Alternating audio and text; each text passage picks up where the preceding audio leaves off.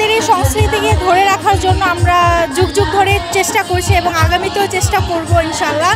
আসলে আমি ঢাকা থেকে এসেছি, এই যান্ত্রিক শহর থেকে এত মনোরম একটা পরিবেশে এসেছি, আমার খুবই ভালো লাগছে এবং ইনশাল্লাহ আমি এই সংস্কৃতিকে ধরে রাখার চেষ্টা করব। এবং 1432-এর বর্ষবরণ অনুষ্ঠানটি আমার জন্য খুবই অন্যরকম। আমি ঢাকায় সেনাপল্লী হাই স্কুলের একজন শিক্ষিকা। আমি এই বর্ষবরণ অনুষ্ঠানে আমি নিজেও একটি গান করব এবং শিল্পকলার যে সমস্ত আয়োজনের আজকের অনুষ্ঠানটি বরণ করা হচ্ছে অত্যন্ত চমৎকার এবং অনুপ্রেরণামূলক। আমি মনে করি আমাদের বাঙালি সংস্কৃতির জন্য এরকম অনুষ্ঠানগুলোকে আমরা বিভিন্ন দিবস অনুযায়ী উদযাপন করলে সংস্কৃতিকে আমরা আরও সমৃদ্ধ করতে পারবো।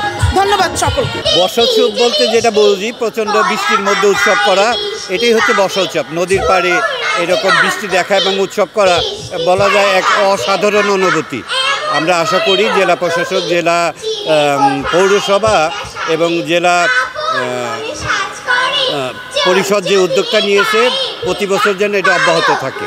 রাজবাড়িতে সেরকম বিনোদনের কোনো জায়গা নেই। এই অনুষ্ঠানগুলো মাঝে মাঝে হইলে যুব সমাজ মনে করেন আপনার ভালো থাকবে, এরকম অনুষ্ঠান বিনোদনের দরকার আছে। আর রাজবাড়িতে গোদার বাজারে এই অনুষ্ঠানটা হওয়া মানে আমাদের জন্য অনেক আনন্দদায়ক। এটার জন্য আমাদের অনেক আনন্দিত হচ্ছে, আমরা ভালো লাগতেছে আমাদের এই